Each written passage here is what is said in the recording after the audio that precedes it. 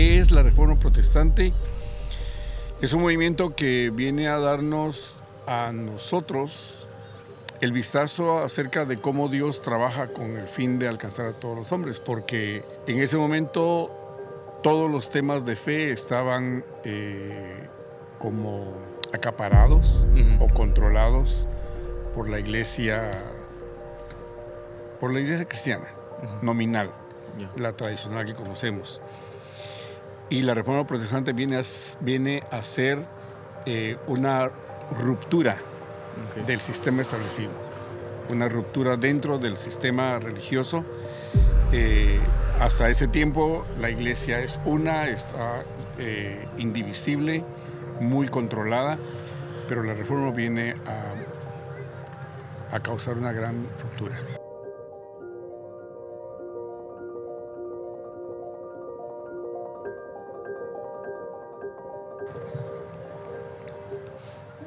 ¿Qué tal, familia? Bienvenidos a un nuevo episodio de Gente de Iglesia Podcast. Esto es Gente de Iglesia hablando cosas de iglesia. ¿Qué tal, mi hermano Rodolfo Esteban? ¿Cómo está? Muy bien, gracias, hermano Stanley. Gracias por la oportunidad de compartir este tiempo nuevamente con usted y con un tema que es tan interesante. Sí, un episodio más para la colección de pláticas con el pastor Rodolfo Esteban. ¿Qué tal? ¿Cómo está? ¿Cómo lo ha tratado el Señor? Definitivamente el Señor siempre lo trata a uno bien. Amén, sí. Ya sea con instrucciones específicas o con entrenamiento de fe, pero siempre nos trata bien. Sí, algo bueno siempre Dios nos da. Claro. Amén. Bueno, estamos en un mes bastante bueno. Estamos en octubre y ya casi estamos quizás por finalizar el mes.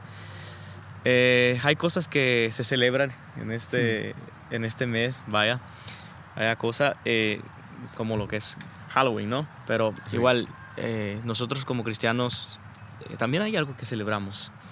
Y precisamente de eso es lo que queremos hablar en este episodio. En este episodio queremos hablar o tratar el tema de la Reforma Protestante. Así que tomé bien el platicar con usted para que profundicemos un poco en el tema. ¿Qué entendemos nosotros como cristianos por Reforma Protestante? Gracias. Tal vez antes de tratar el tema acerca de qué es la Reforma Protestante, usted mencionó que en este mes de octubre se da inicio a una serie de actividades como para terminar el año. Y esta primera que viene es la fiesta de Halloween. Exacto. Y yo creo que el pueblo cristiano, los predicadores, los pastores, necesitamos tratar el asunto con la iglesia, porque debiera ser una celebración grande en la iglesia el hecho de que octubre se considera el mes de la Reforma Protestante. Y eso debido a que es un 31 de octubre que Martín Lutero clava las 95 tesis en la catedral de Wittenberg. Y esto lo hizo con el fin de como convocar a un diálogo, presentar cuáles eran sus ponencias y que se sometiera a consideración del pueblo muchos asuntos que tenían que ver con la fe. Y lo hizo el 31 de octubre porque el 1, 2 y 3 de noviembre es la conocida fiesta de todos los santos, de las santas ánimas, Día de Muertos. Y entonces para esa temporada los templos estaban abiertos para la gente que llegaba a la misa. Entonces, sabiendo que iba a haber mucha asistencia, él escogió el 31 de octubre para hacer lo que conocemos, y de esa cuenta se considera que es el mes de la Reforma Protestante. Ahora, ¿qué es la Reforma Protestante? Es un movimiento que viene a darnos a nosotros el vistazo acerca de cómo Dios trabaja con el fin de alcanzar a todos los hombres, porque en ese momento todos los temas de fe estaban como acaparados o controlados por la iglesia cristiana, nominal, Ya. la tradicional que conocemos. Y la reforma protestante viene a ser una ruptura Ok. del sistema establecido, una ruptura dentro del sistema religioso. Hasta ese tiempo la iglesia es está indivisible, muy controlada, pero la reforma viene a causar una gran ruptura. ¿En qué año se sucede todo esto? 1517, algo por ahí. Muy bien. Pero se debe considerar que aun cuando la fecha que se toma para marcar la reforma protestante es el 31 de octubre, debemos recordar que mucho tiempo antes Sí. hay otros movimientos que están como pidiendo más apertura, pidiendo tal vez explicar qué es lo que qué pasa con la fe. Y hay muchas personas involucradas en este asunto dentro de la iglesia que no están de acuerdo con lo que se vive, con lo que se enseña, Ya. y están pidiendo cambios. Ujú.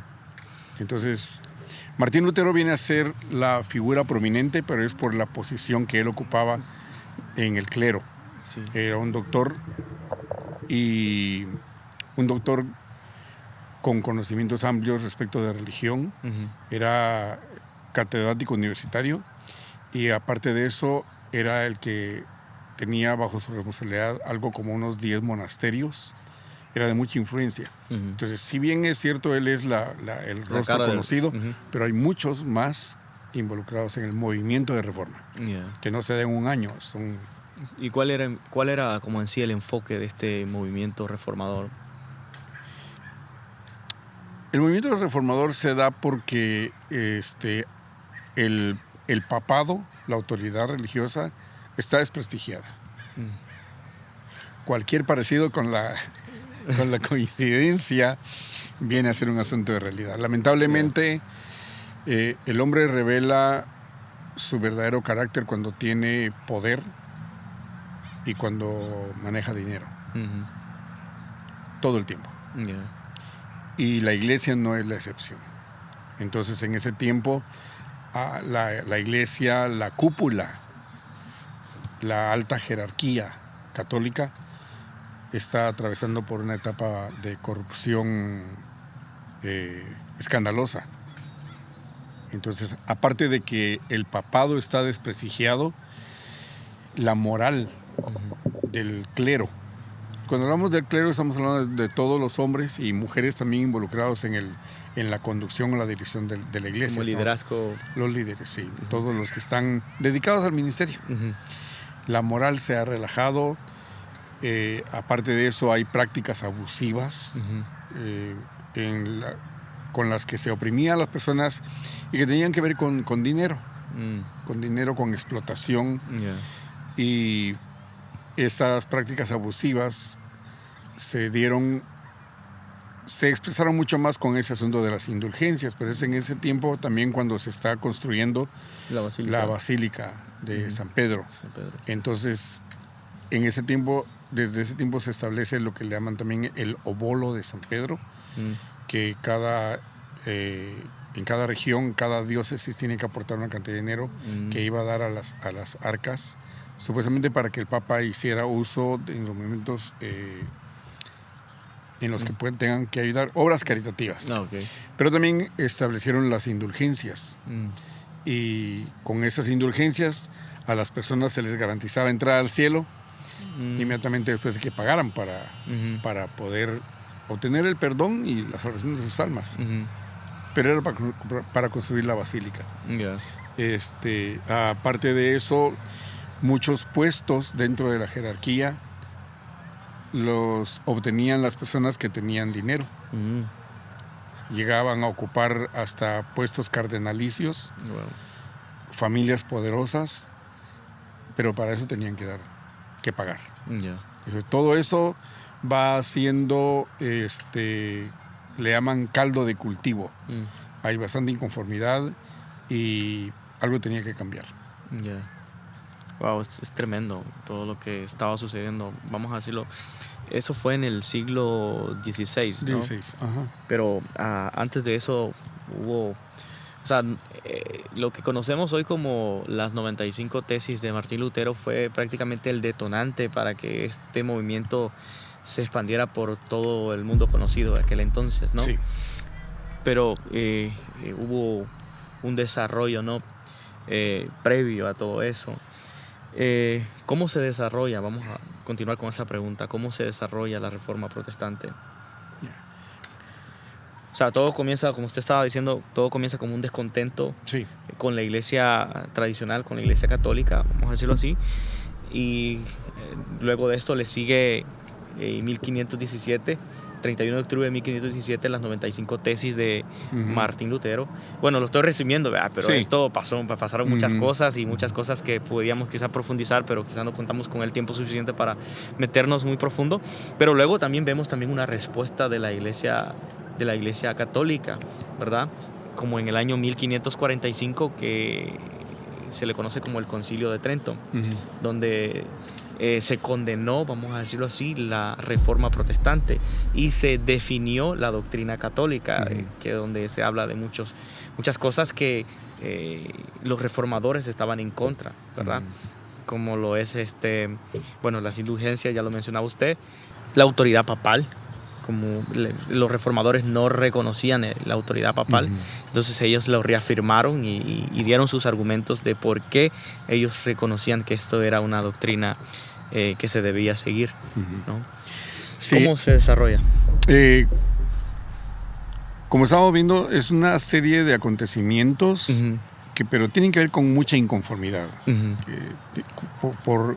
con la fe, la predicación que se tenía, el control de la iglesia sobre la vida civil,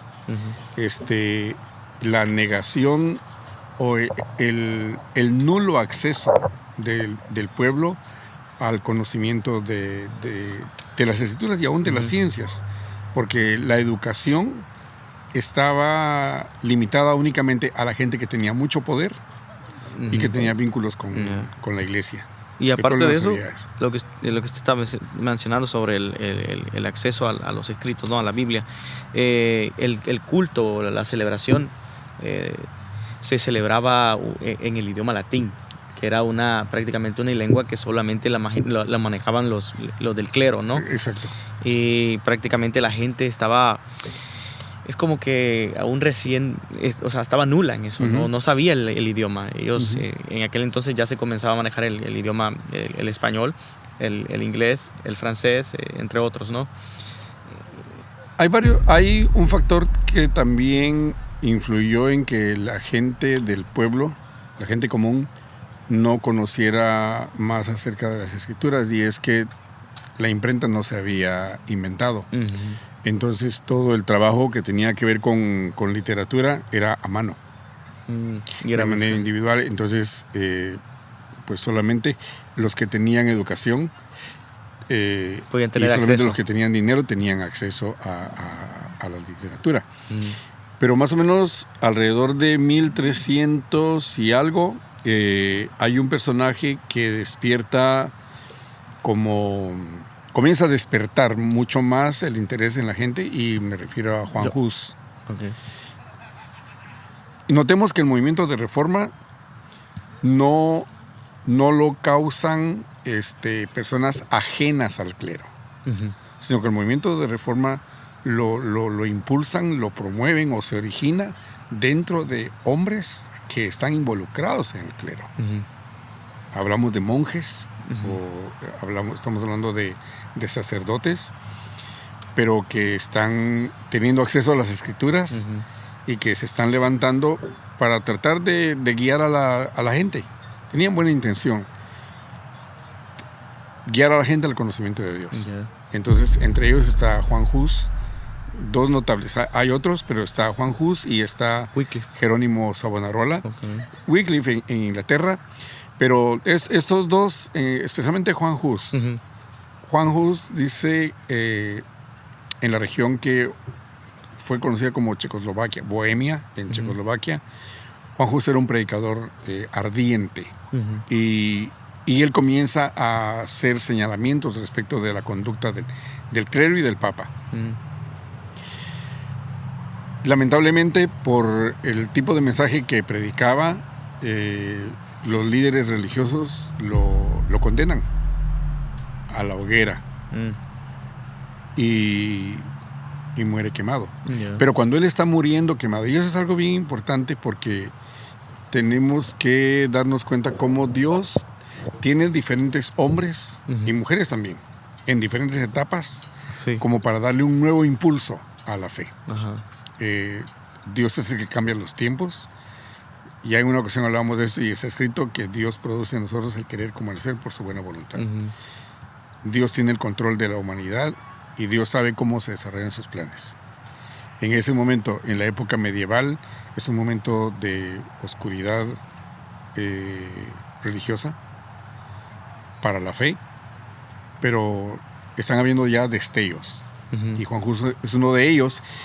Y aunque no se menciona algo acerca de dones del Espíritu ni mover del Espíritu de Dios, pero Juan Hus declaró en la hoguera que estaban matando a un ganso, porque su apellido tiene relación con la palabra ganso en su idioma. Entonces él dijo, hoy están matando un ganso, están asando un ganso, pero dentro de 100 años se levantará un cisne cuyas alas no podrán cortar. Esa parte me llama la atención. A mí me fascina, me conmueve y eso nos recuerda que Dios sigue trabajando. Que aun cuando todo parezca oposición, todo parezca oscuridad, Dios sigue trabajando. Y este hombre lo dijo. Hoy podríamos nosotros clasificarlo como una palabra de ciencia, una profecía tremenda. Y justo 100 años después aproximadamente se levanta Martín Lutero, y Martín Lutero fue buscado, fue perseguido y querían matarlo. Pero recibe protección de gente importante y no lo pudieron matar. No pudieron. Él murió de anciano. Entonces se cumplió el mensaje de Juan Hus. Y también se menciona a Jerónimo Savonarola, más o menos en el mismo tiempo, en Italia. También dice, reunía cantidades enormes de gente porque querían escucharlo predicar, porque predicaban la escritura. Entonces, luego en Suiza también se menciona a Enrico Zwinglio, Heinrich Zwinglio, pero él era más como un líder civil. El asunto es que la Iglesia Católica controlaba también el gobierno civil.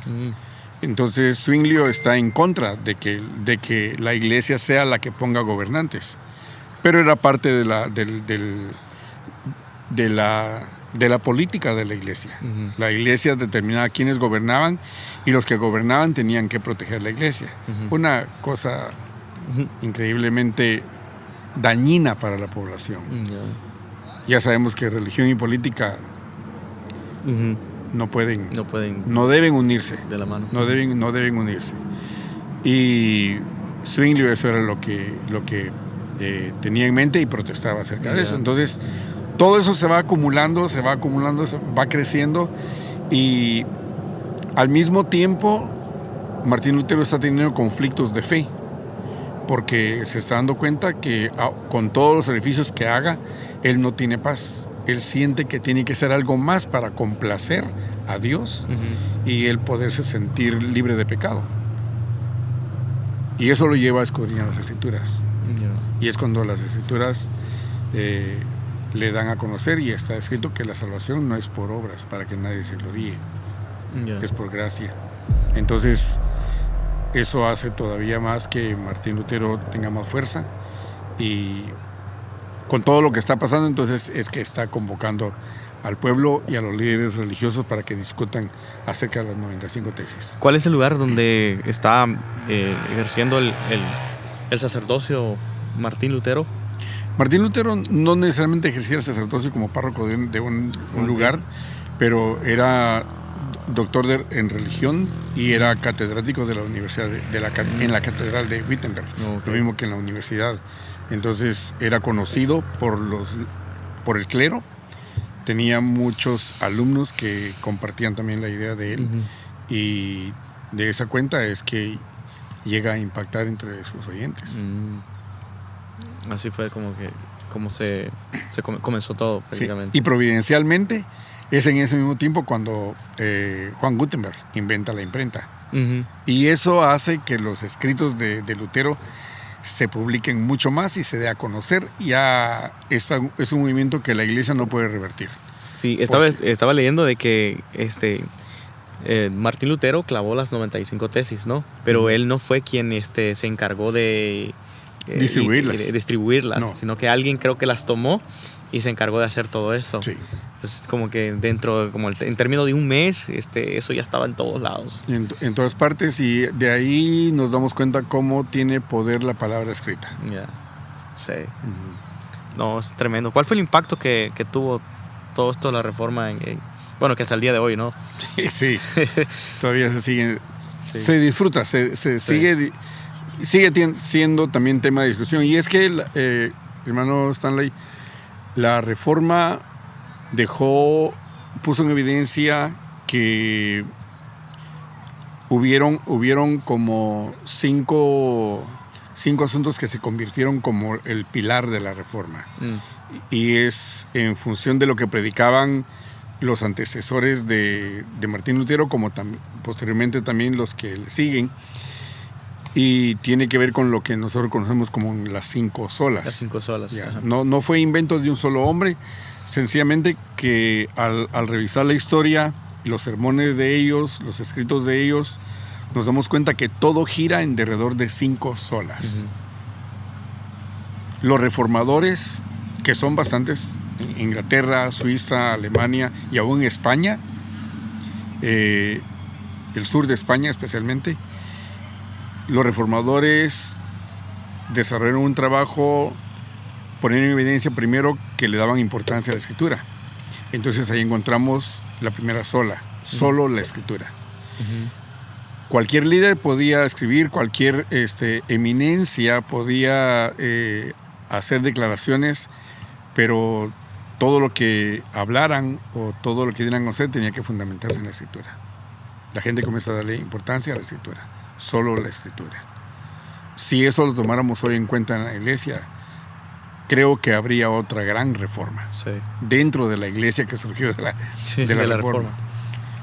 La escritura debe volver a los púlpitos.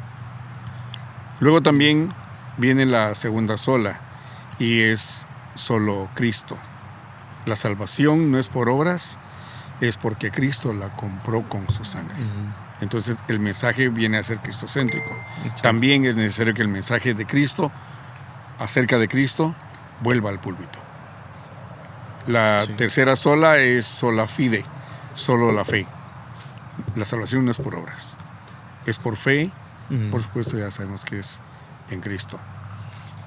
La cuarta sola es solo la gracia, sola gratia, solo la gracia. Y la quinta es solo a Dios la gloria.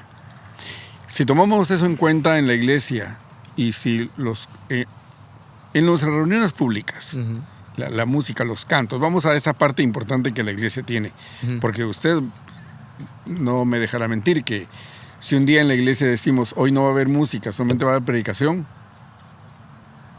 muchos no llegarían. Sí, no, ¿qué va a hacer? Entonces, por supuesto, la música juega un papel muy importante, pero necesitamos volver a la alabanza, a la música que exalte al Señor, no que proclame el carácter, las obras de los hombres, sino que nuestras reuniones sean para darle culto al Señor. Entonces, esas 5 solas, si la iglesia, especialmente en el mes de la Reforma, si la iglesia le diera importancia, cambiaría. Habrían grandes cambios, y que definitivamente necesitamos volver a las Escrituras. La Reforma sigue. Definitivamente, hermano. Bueno, un gusto poder platicar con usted, hermano. Y pues si vamos a celebrar algo hoy en 31 de octubre, pues celebremos la Reforma Protestante. Claro que sí. Y que sea, Dios quiera que sea tema en cada familia, en cada congregación. Sería bueno, sí. Porque hay asuntos que deben dársele prioridad y deben ser memoriales para la iglesia. Porque eso va a impactar también a nuestras generaciones futuras. Sí. ¿Así? Bueno, ¿algo más que quisiera agregar? No, eso de la reforma se presta para hablar mucho más, sí. porque no hablamos de la reforma en Inglaterra. Sí, y nos queda todavía el tema acerca de la contrarreforma en España, cómo se da la contrarreforma, todo lo que tiene que ver con la Santísima Inquisición, cómo la fe llega a América, etcétera. Pero tomemos la reforma como un asunto de reflexión. Amén. Nuestro enfoque, comenzando por las Escrituras, debe cambiar. Sí. Bueno, gracias, pastor. Es un gusto. Gracias por el privilegio que me da de poder sentarme a platicar con usted. Y como le he dicho siempre, que cada vez que nos sentamos a platicar, yo aprendo, reafirmo algunas cosas que quizás tengo dudas y digo, ok, sí tenía razón. En otras digo, pues creo que ahí estaba equivocado. Pero no, gracias, pastor, por este tiempo. Y gracias a todos ustedes que están pendientes en TikTok, ¿verdad? Hemos visto que mucha gente está reaccionando. Así que, nada, un gusto. Nos vemos en un próximo episodio. Claro Gracias, que sí. doctor. Dios los bendiga. Bendiciones.